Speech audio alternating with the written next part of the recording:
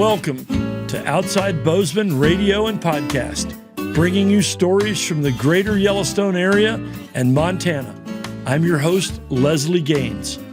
Outside Bozeman Radio is presented in part by Yellowstone Wolf Tracker, the Montana Wildlife Federation, the Gardner, Montana Chamber of Commerce, and the Montana Environmental Information Center.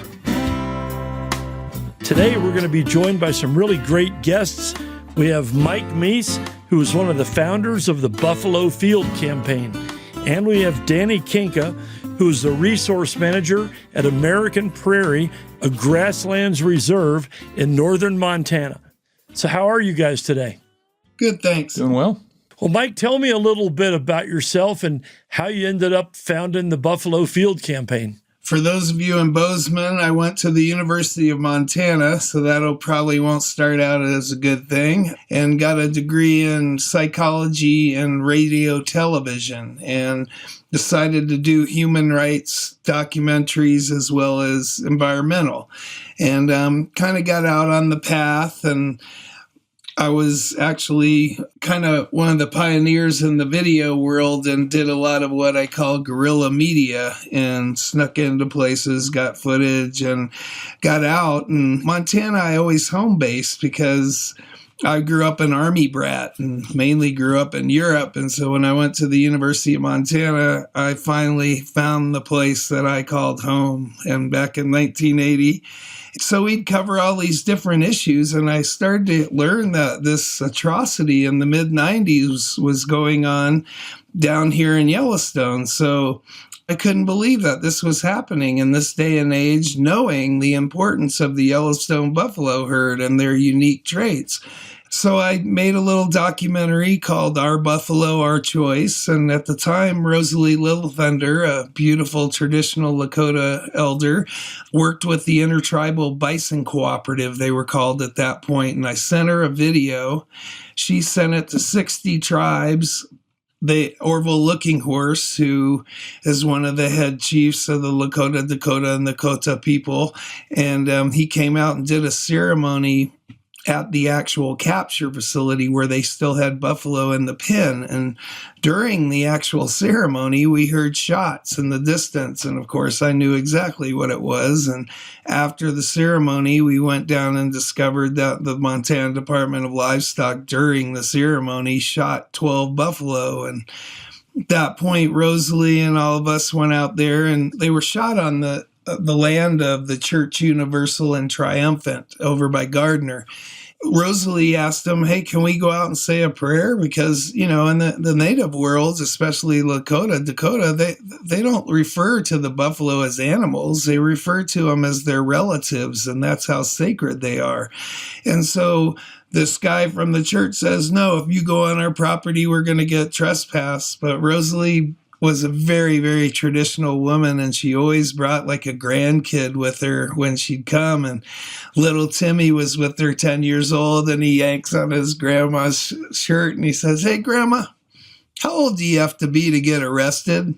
So, of course, that prompted Rosalie to go say a prayer for the buffalo and get arrested. And that became the foundation of the Buffalo Field Campaign. And for 27 years now, we've had a front lines presence documenting everything that goes on with the buffalo. And in the beginning, it was a lot different battle because it was strictly the Montana Department of Livestock. And back then, not a lot of people knew about it. So we did a lot more nonviolent, direct action, having protests, getting this issue known around the world. And obviously throughout the years, documenting and seeing all the atrocities, my saving grace is getting to spend time when things aren't so crazy with these sacred buffalo and learning the lessons they have to teach humanity.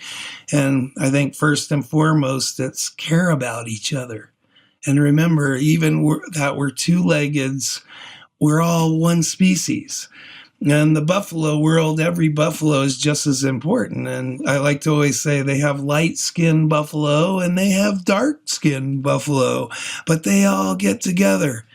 And that lesson needs to be heard around the world because we're all earthlings, we're all the two-leggeds. And as soon as we can start getting along, maybe we can come up with some remedies to leave our children a future. Well, that'd be a really good idea. So I want to talk to Daniel for a minute. Daniel, tell me how you ended up American Prairie. What's your take on having so much beautiful land to preside over? Thanks, Leslie. Yeah, I'm the Senior Wildlife Restoration Manager for American Prairie. I joined the team about 6 years ago after I finished my PhD in ecology at Utah State University. My job really focuses on rewilding American Prairie. That's kind of one of the pillars of our mission, is to set aside land in the name of conservation in a place that's poorly conserved historically, i.e. temperate grasslands or what we call prairie.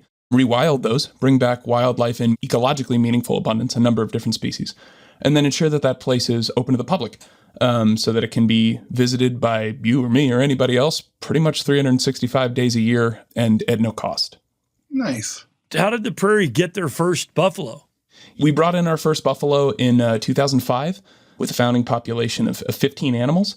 And since then, we've been steadily growing that population. Today, we're right around 900 animals on 2 different management units. Where did those first bison come from? Elk Island National Park and Wind Cave National Park. Oh, over in the Dakotas. That's correct. And up in Alberta. Yeah. Have you been able to add to your population of your herd by getting any bison from Yellowstone, or is that only to the native tribes?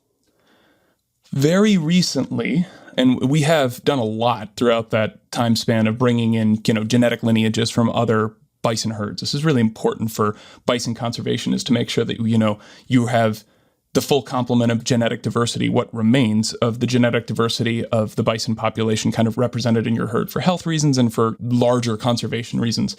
Yellowstone's hard to get at. We were able to bring in a couple animals that are descendants of Yellowstone animals. They're not animals that ever actually set foot in Yellowstone National Park. They do carry some of those very important genes that come from that critical Yellowstone population. And now the official population of the park herd is about 3,800 as of this past September. Mike, tell me what makes the bison want to leave the park, and why is that a problem? The state of Montana, with the influence of the Department of Livestock, basically have implemented a zero tolerance of bison leaving the confines of Yellowstone Park. When they do, they fall under the clause of an animal in need of disease control. And so they have no protections or anything. And basically, either they're hunted. I mean, hearing that number 3,800, last year we were almost up to 6,000 bison.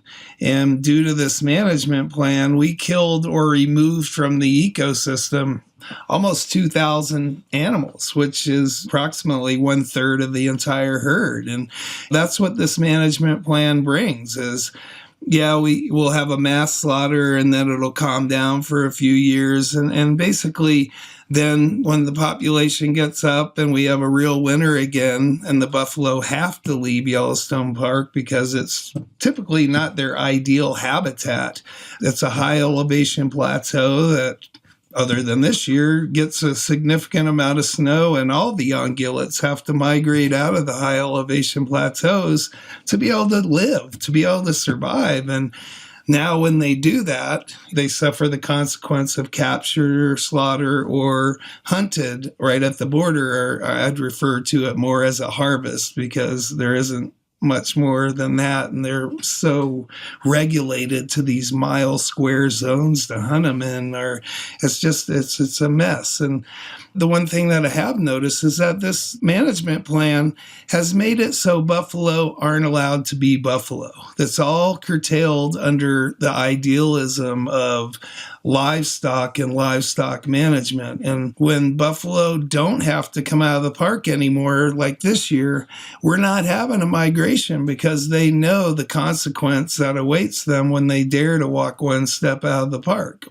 Yellowstone National Park has a capture facility that's located 1.5 miles inside Yellowstone Park. So a lot of these buffalo don't even leave the park before they're captured. And talking about these genes and genetics and things that you were talking about, Daniel, the one thing that I think we really need to look at more than just the genetic makeup of animals is the ancient knowledge. The one thing about the Yellowstone herd is they've never, granted they can't go maybe all the places they'd like to, but they've never been hay fed. They've never been caged in. They've never been domesticated in any form or fashion other than having their picture taken thousands of times a day all summer long. But that's, I think, also something that weighs very heavily into the importance of this herd, is that they have never lost that connection of living off the land and being a wild species that knows how to exist in the ultimate extreme weathers that we have here in the Yellowstone ecosystem.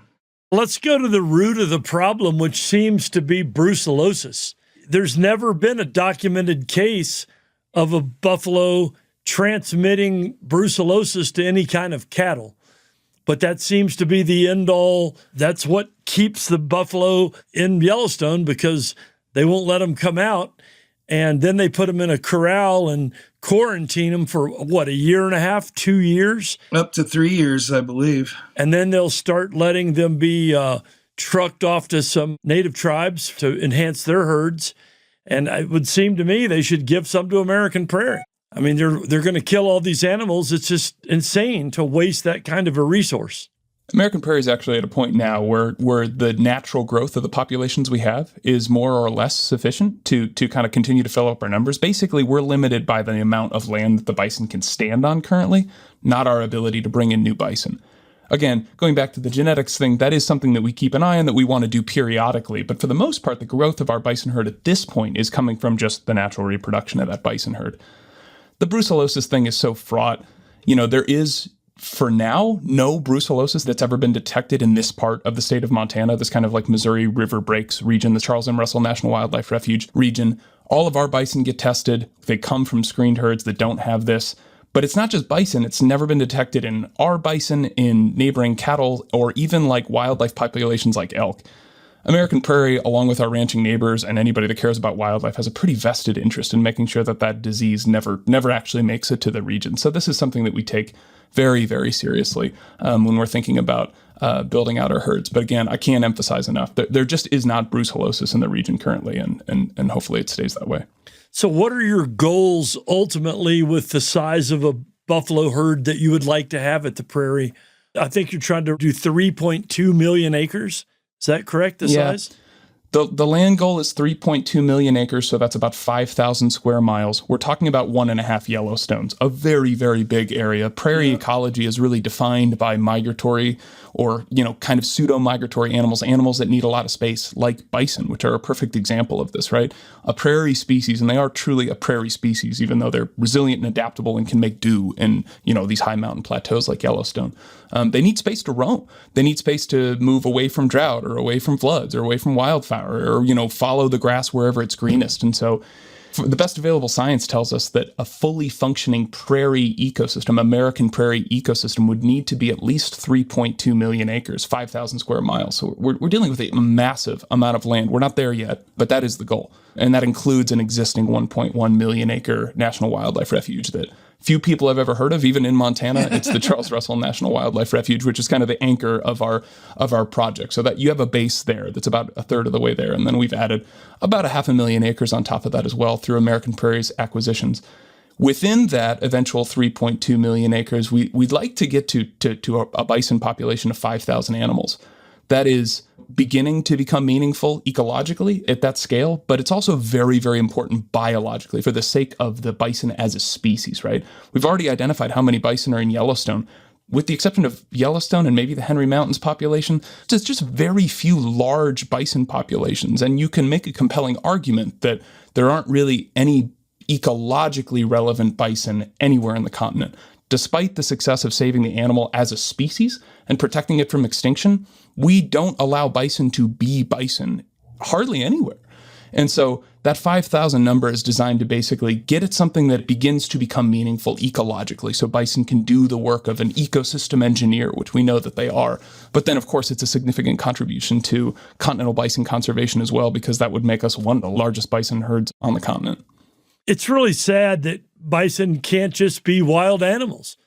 I mean, elk have been proven to transmit brucellosis to cattle, but nobody's really complaining about the elk population because they want people to come here and pay $5,000 or $6,000 or $7,000 or $8,000 to shoot one. I mean, I've heard that on the Ted Turner Ranch it's 12 or 13,000 to come there to shoot an elk. I mean, they could charge a lot of money to shoot one of their buffalo too. Well, I think it all comes down to direct competition is the way they look at it. I mean, the brucellosis myth has been disproven forever.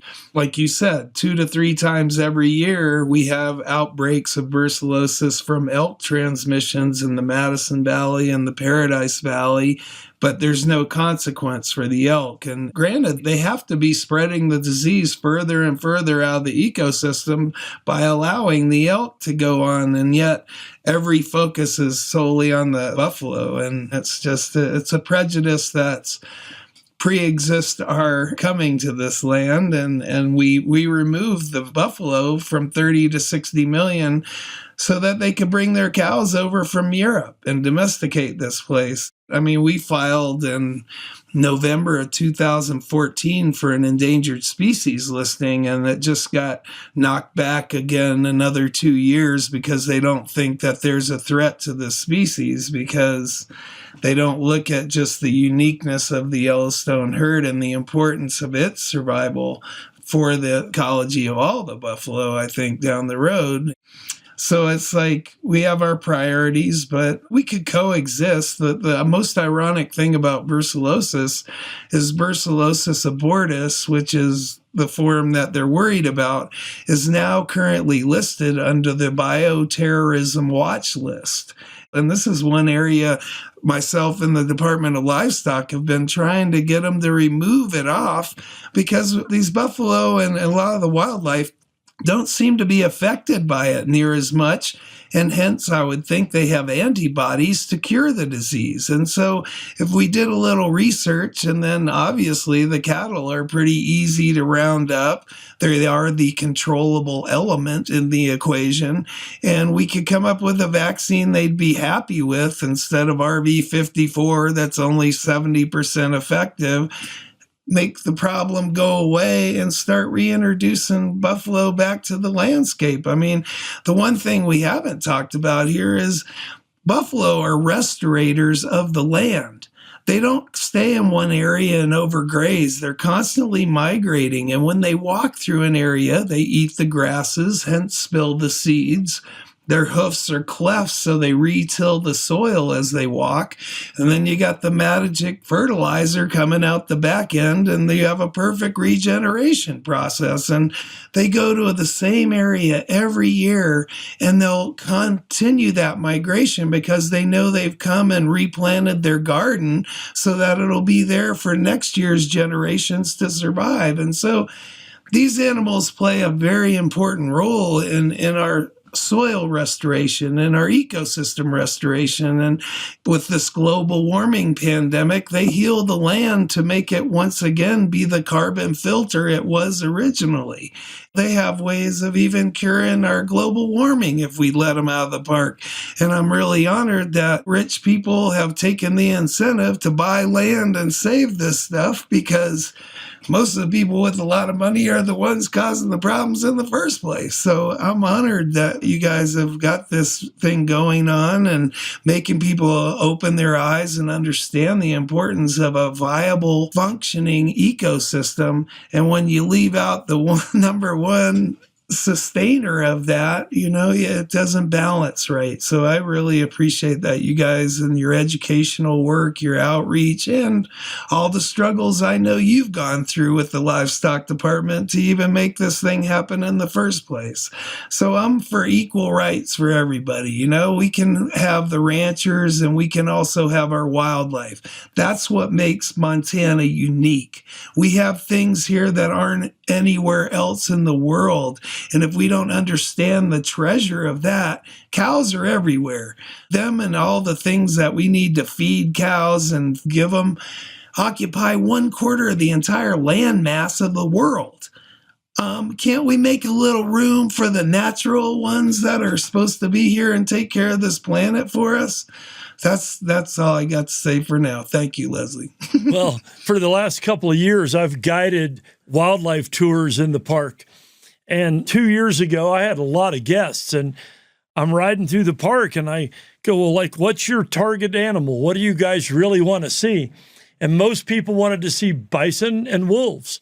So I'm thinking like the wolves alone bring 70 or 80 million tourist dollars to the economy in park towns like West Yellowstone and Gardner and Cook City and Cody. And I said, well, like, did you come here to Montana? Do you want to go and see some cows? Nobody wanted to see any cows. They all wanted to see wolves and real wildlife.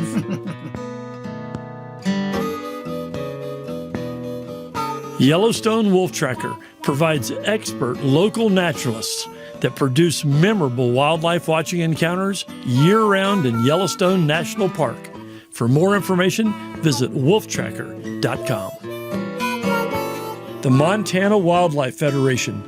For more than 80 years, the Montana Wildlife Federation has been a leading voice for protecting and enhancing wildlife, public lands, and access at both the state and federal levels. Learn more at montanawildlife.org. Montana Environmental Information Center works to protect and restore the land, air, water, and life-sustaining climate of Montana through advocacy, education, and community empowerment. Find them at meic.org. The Gardner, Montana Chamber of Commerce invites you to visit nature's favorite entrance to Yellowstone National Park. Learn more at visitgardnermt.com.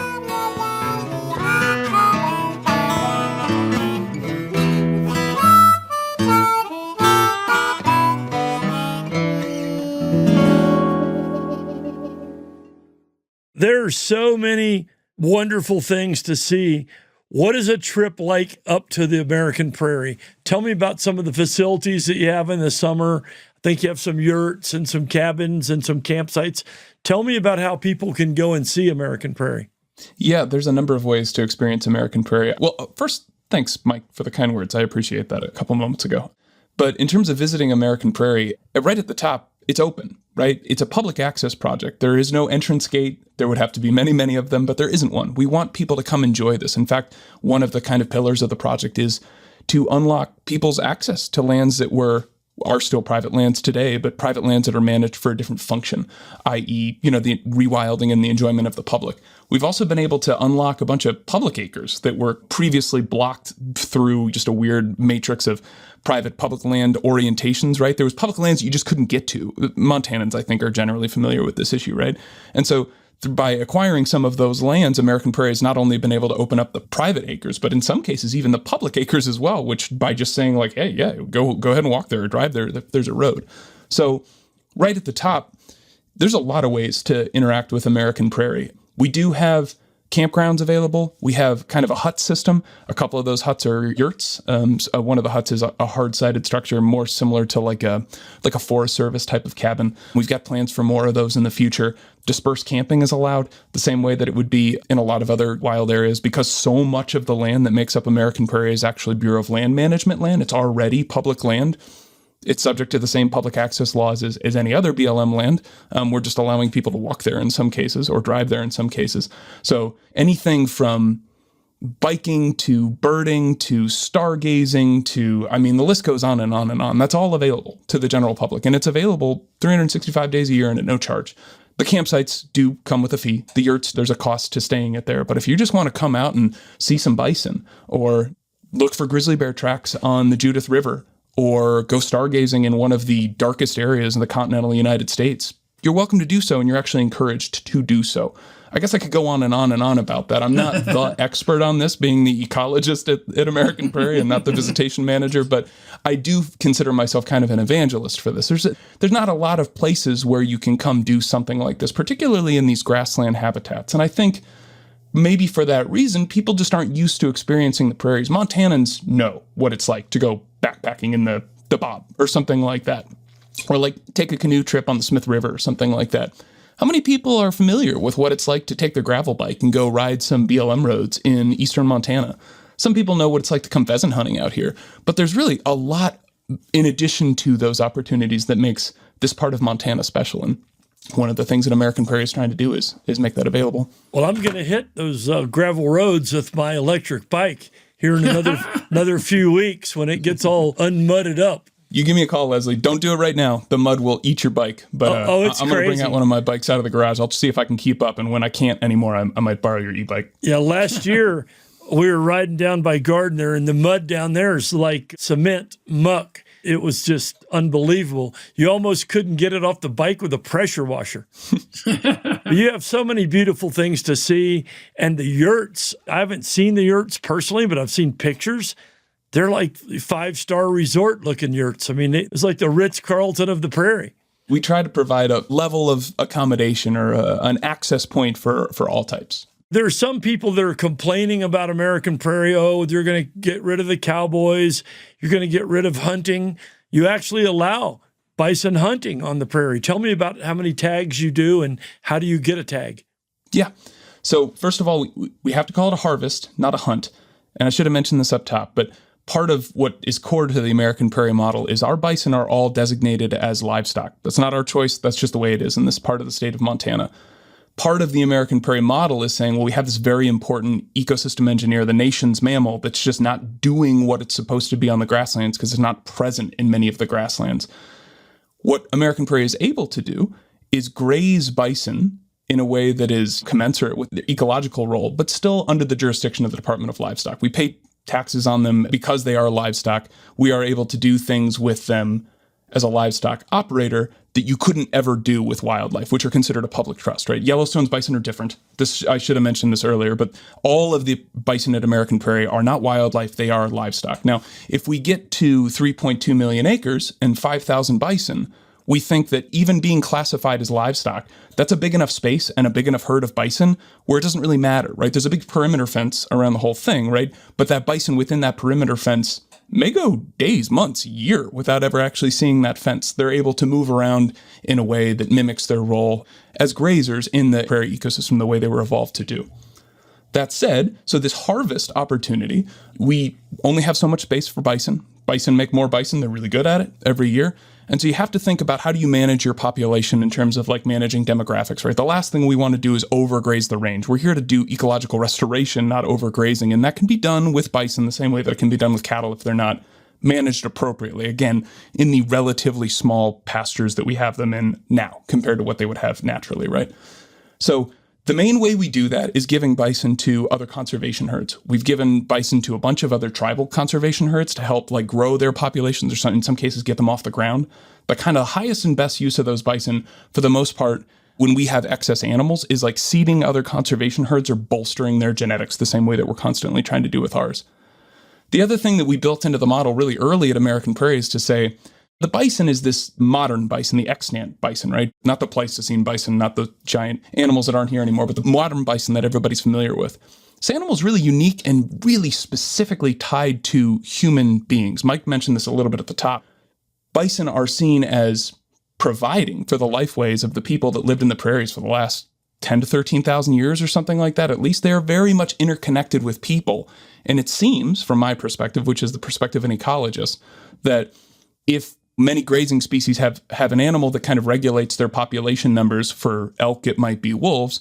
For bison, there's a good case to be made that has been for a long time people. I'm not saying that like wolves and grizzly bears don't eat bison occasionally, but like it seems that the real regulator of these populations, again, over the last 10,000 years or so, at least a case can be made that those are people. So knowing that people have been able to harvest in a respectful way bison for thousands and thousands of years, and knowing that this is probably fundamental to human ecology, bison ecology, prairie ecology, we've wanted to think of how we could kind of integrate that in our model since the beginning. So as part of that, as our bison herd grows slowly over time, we offer a few more opportunities depending on like what the management needs are for the herd in that given year. So for instance, this year we had 17 public opportunities. So people put their name in a hat, we draw names out of that hat. And if you get selected, then there's a small fee to come harvest the bison. And if you get the opportunity to do that, we allow you onto a property. There's a bunch of guidelines for that. We run our own season. You have designated days to come and do that, but you're given the opportunity to come harvest that animal.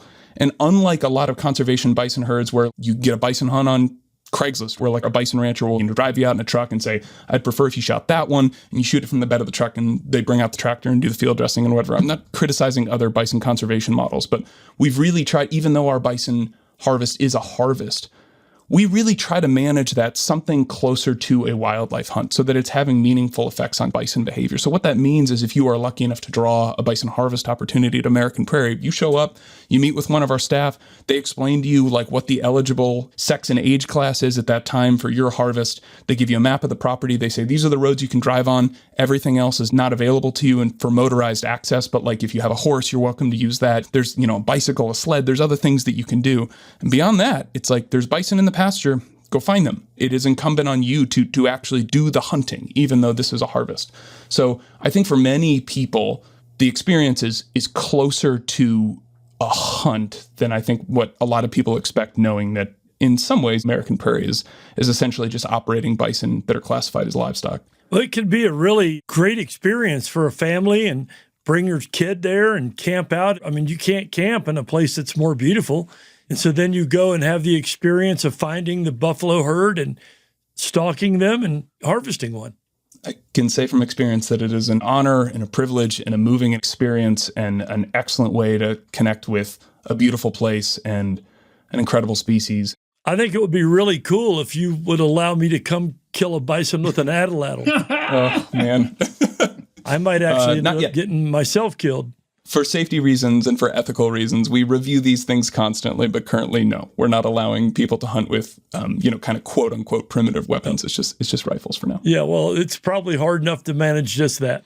Yes. So how does American Prairie get their funding? In small towns in Montana, like Big Timber, where I live, a woman came up to me. She goes, they get all their money from George Soros. He's a communist, and that's not really true. So tell me about your funding sources. American Prairie is built on this idea that we, as a country, the United States, is a model for parks conservation, at least earlier on in our history, right? We set aside beautiful areas like Yellowstone and Glacier National Parks, et cetera, down the list. One thing, and there's reasons for this that I won't get into, but we kind of forgot to preserve grasslands, right? You won't find big, fully functioning grassland parks, is certainly not ones that have like meaningful populations of wildlife in them. Yes, Grasslands National Park exists in Saskatchewan. Yes, Wind Cave exists. There are places, but there's nothing that really captures the full menagerie and the real wildlife spectacle that the plains used to be as recently as the late 1800s, right? We as a country are just not making big, huge national parks anymore, right? And so American Prairie said, well, like, what if we just thought about this a little bit differently? There is a lot of untilled prairie in this part of the world, right? You also have this existing 1.1 million acre national wildlife refuge. These surrounding lands are ranches, which oftentimes when people talk about ranches out here, upwards of 70% of that ranch might be Bureau of Land Management land, maybe a little bit of state DNRC land, right? The private part of the ranch is small relative to the public part. Most of this land is public or some kind of national wildlife refuge already. And American Prairie said, well, ranches come up for sale periodically. What if we were to purchase those ranches and convert them from commodity production purposes, so making cows for sale, and we intend instead utilize those private lands to do biodiversity conservation? Well, it certainly kind of looks like you could almost make a park, but differently, right? Not a park that's created through the public process, through the governmental process, but we can take private money, donations that come in from you or me or anybody else that wants to pitch into the project. And we can use those to kind of build the habitat base with which we make this kind of new type of park. So to answer your question, Leslie, specifically, the donations come from all people, all walks of life. We've gotten donations from all 50 states. Maybe like 3% of our donations come from out of the country. So the majority of these are coming from in the United States. Again, all 50 states are represented. Yes, we have some donors that are incredibly generous and very well off and able to really move the needle through large, really important, meaningful, transformational gifts. We also get cards in the mail from, kindergartners with a $5 bill and a note and crayon that just says like, hey, I got a chance to come out and see prairie dogs at American Prairie. I think this is great. Mom said I could give $5. You know what I mean? Like, it comes from everybody. Anybody is able to chip in on this, right? So it is private money, but all that means is that the general public is able to help us achieve this mission. So whether you got $5 or $5 million, you can donate it to American Prairie. It all makes a difference. It all helps us get to that 3.2 million acre goal, that 5,000 bison goal, the ability to set aside safe habitat for things like wolves and grizzly bears and black-footed ferrets and swift fox and prairie dogs. And I could go on and on and on and on and on. But yes, every contribution helps achieve that goal. So, Mike, let's talk about how folks can give money to Buffalo Field Campaign, and tell me about some of your activities. I remember back in around 2008 when I was starting my National Geographic television series called Expedition Wild. I came on one of the Buffalo Fiasco roundups over by West Yellowstone, and I was out there with my camera and my camera crews in this field, and there are all kinds of federal employees on horseback, whether they are park rangers or BLM or Forest Service. They were all riding horses, and they had a couple of helicopters, and they're trying to chase all the bison around the road. One of them ran out in the road, got hit by a car. I mean, it was just a total cluster with a capital CF. It was just really crazy. So what are the Buffalo Field Campaign people how do they help? Well, I'd like to start it off by saying thanks for bringing up those horrid memories. We were able to shut the helicopters down for good because we got videotape of them harassing a grizzly bear while they were trying to harass the bison. And because grizzly bears are listed under the Endangered Species Act, the feds pulled the money and the helicopter has not been back up in the air since.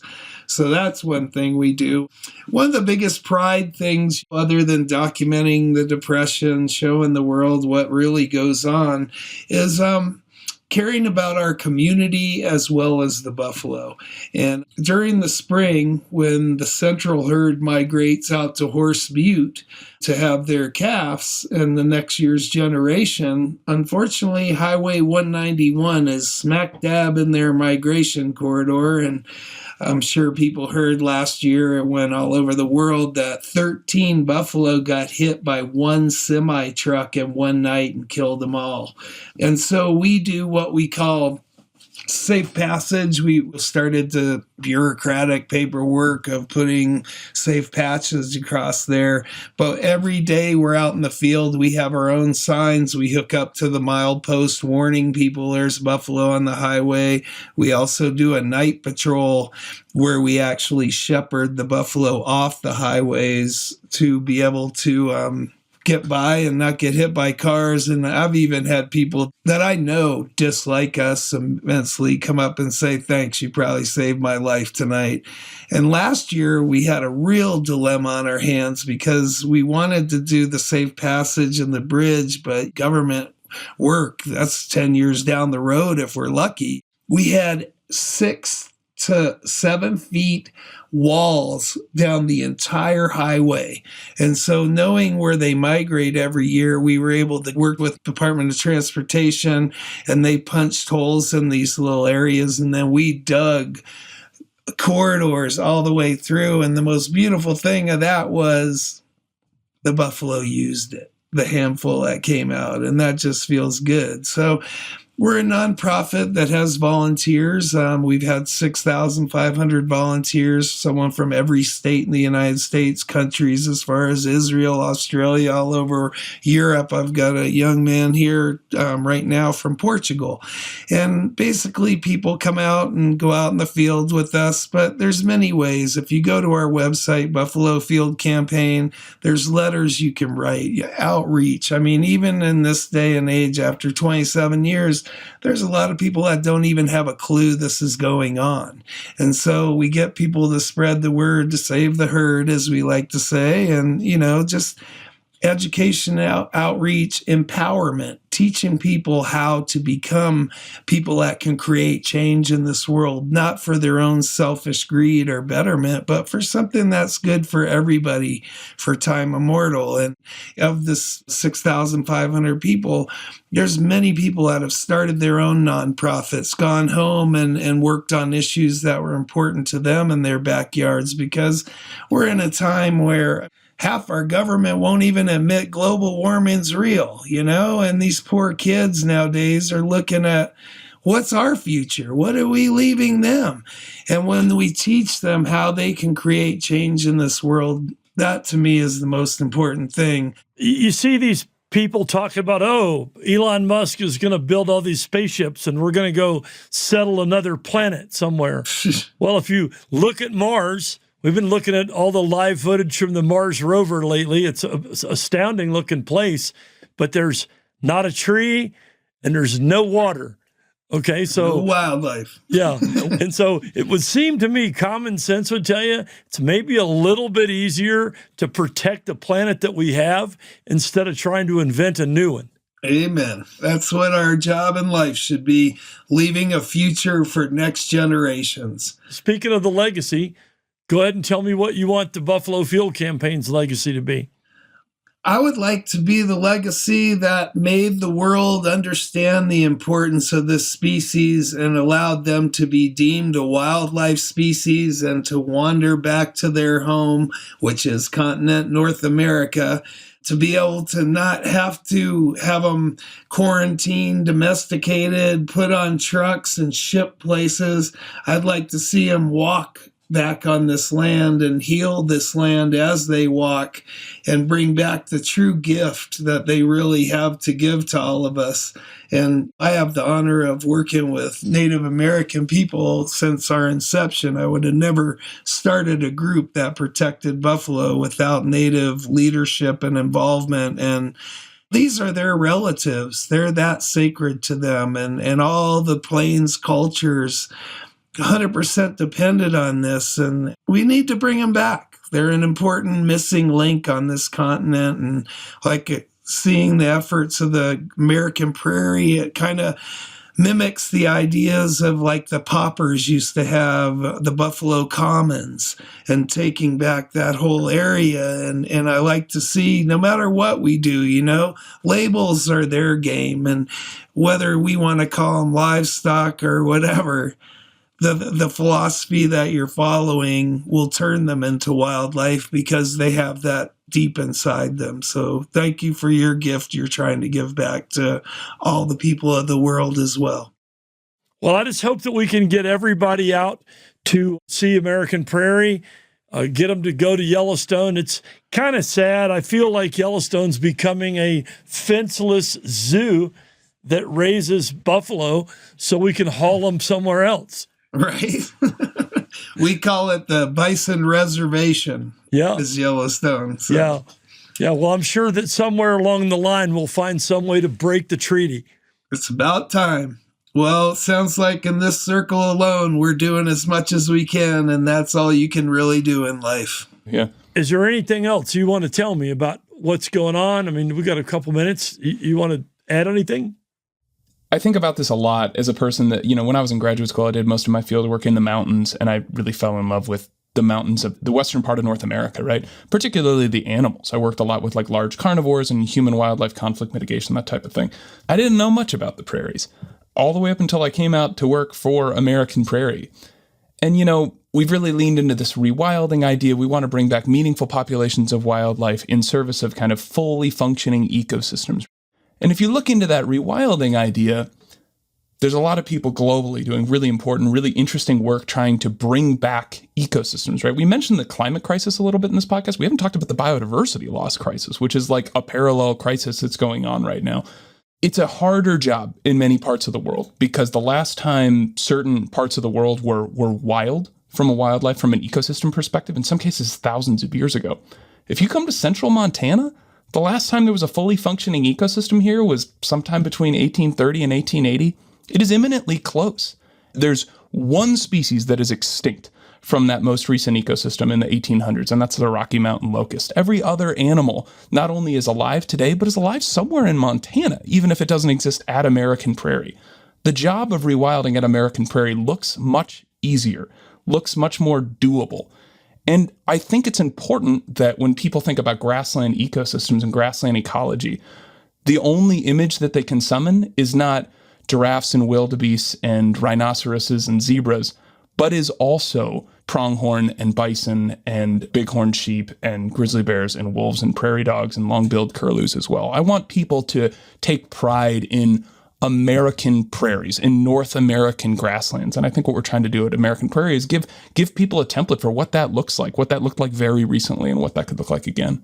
Well, I just think it'd be really cool to come up there and camp and have a nice campfire in my solo stove so I don't have any chance of creating a forest fire somewhere. There you go. And watching the meteorites and the stars go by. And one of the coolest things is just the absolute quiet. Yes. It has got to be one of the quietest ecosystems in North America. I mean, certainly in the lower 48. There aren't too many places where it's quiet anymore. We've had soundscape ecologists come out and actually take a look at this and take recordings. And yeah, it's exactly like you said, Leslie. There's certain parts of American Prairie that, in addition to being some of the darkest places on the continent, are also some of the quietest. In some ways, the prairie is very loud.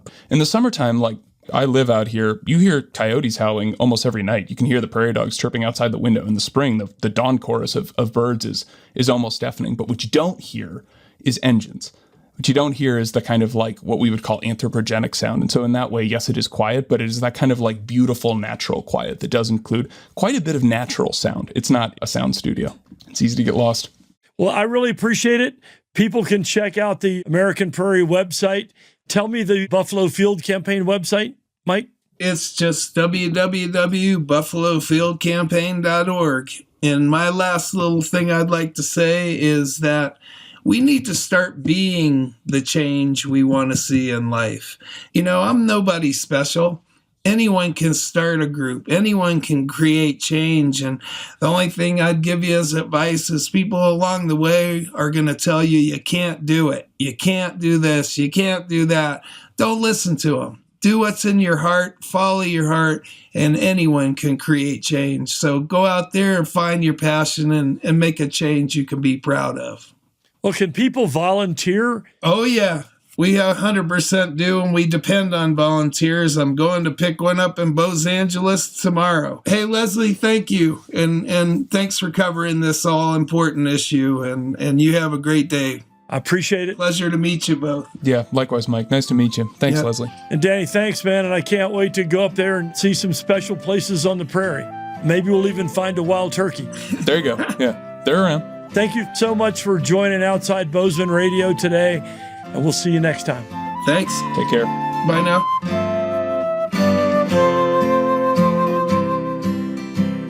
Thanks again to our Outside Bozeman Radio sponsors, who include Yellowstone Wolf Tracker, Montana Wildlife Federation, Gardner, Montana Chamber of Commerce, and the Montana Environmental Information Center.